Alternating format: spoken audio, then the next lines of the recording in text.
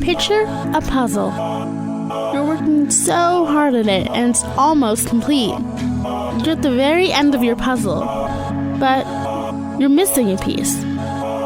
You start frantically searching for this piece to the puzzle. You look under couches, behind pillows, you look everywhere you could think of, but you still cannot find this piece.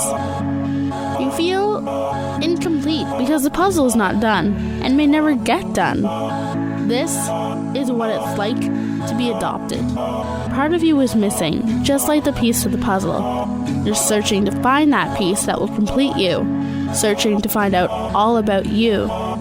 What your parents look like, where you're from, did you have brothers or sisters, why were you given up? Just like the puzzle, you're not complete and may never become complete. My name is Susie Wiles. I was adopted at the age of 5 months from Guatemala.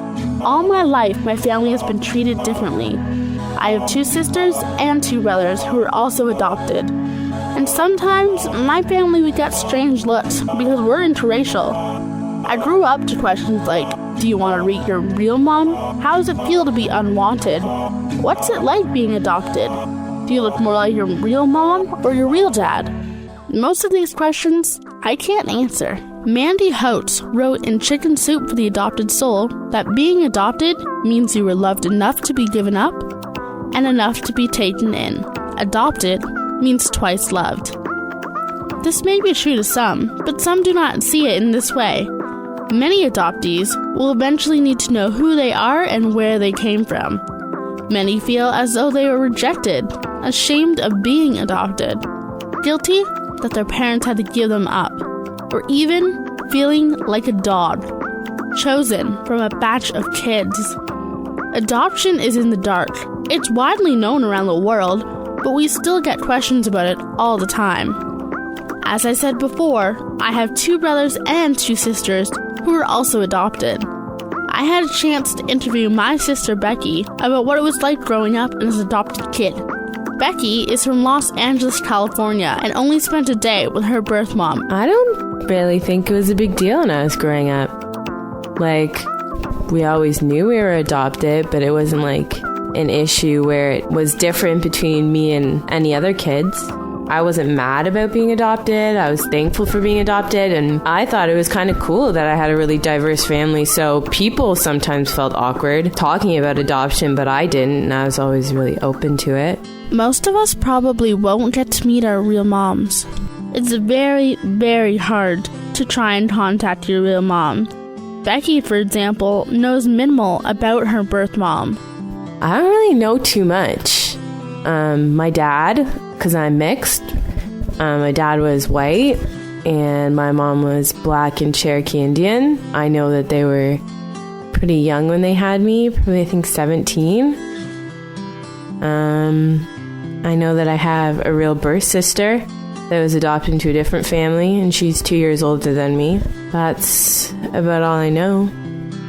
Trying to locate your adopted family is a very long and hard process. It could take up to years. Lawyers are involved, and you need to know if your adoption is closed or open. A closed adoption is when the adoption is completely confidential. An open adoption is where the birth parents and the adopted parents share information directly or indirectly. This could be by sending pictures to the birth parents or giving the parents information so that the child may look for the parents when they decide they're ready. Most international adoptions are closed, especially in China. The process for adoption is a very, very long one. Most people who aren't patient can't do it. Sometimes it can take up to a couple of years to get your child. Other times, it can take a couple of months. There is also a ton of paperwork involved in the adoption. I got to interview parents about the adoption and how the process was for them. I'm Marilyn, and I live near Stratford. I have a husband and 3 children. Our oldest is 11, and he's biological, and our middle is a girl, and she is 8, adopted from South Korea, and a boy who is 4, who we adopted from Toronto, and his background is Chinese and Korean. The paperwork was a lot. Like, that was overwhelming. But, I mean, you get through it. We actually had an adoption that failed, and we were called the night before she came home. We were to have another daughter come home, and it failed like the night before. It was hard to get through, and we asked if we could continue and another child be referred to us, and that's what happened, and so it all worked out. So I mean, that was hard, right? You wait so long, you think it's going to happen, and less than 24 hours you're told it's not going to. So that was hard. And then with our third child, the wait wasn't a big deal, because we were hoping to adopt, and if it worked, it worked. If it didn't, it didn't. We had two wonderful, beautiful children, and we were just more laid back about it. And then when it did happen, it happened within a month. So it was very quick. I'm Paula, and I have two little girls adopted locally from London here. Through the domestic children's aid system, we fostered them first and then adopted them. I would have to say it was great both times, really. We got two great, wonderful little girls out of it. And, the thinking at the time when we adopted was they were turning a lot of people away. They were saying there are no healthy kids, there are no infants. If you want that from London, there's the door kind of thing. That's their training. And we thought, well, you know what, we'll take the chance anyways, and we're in it for, whoever we get is who we're meant to get. So I think it was a fantastic process, really. Now, as soon as the ink dries that's another thing entirely, right? The post-adoption support gap is huge, right? We also sort of co-facilitate a support group at Children's Aid, and frequently have families that come back that are struggling 5 years after we've adopted. Wow, suddenly my kid has X, Y, and Z, and there's a lot of mental health issues here, and there's a lot of grief around the adoption, a lot of questions, and where do we go with that? So the adoption process, I think, itself was great. Post-adoption supports have a really long way to go. As Paula said, obviously you cannot tell what your child's going to grow up to be like.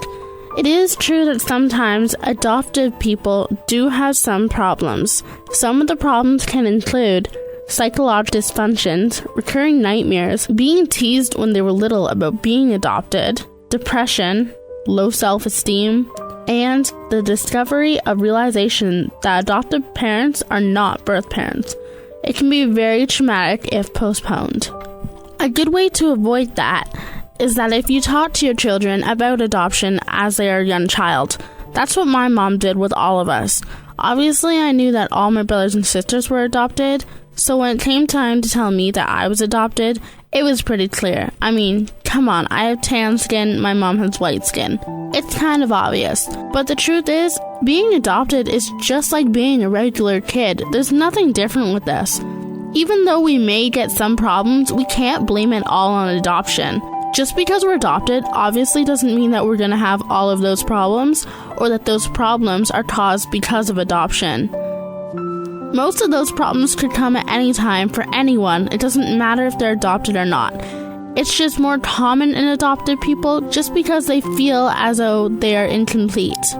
Adoption can be very misunderstood. Sometimes it's portrayed as picking kids from a batch, kind of like adopting a puppy. But it's not like that at all. I asked the parents if they thought that adoption was misunderstood or if it was more common these days.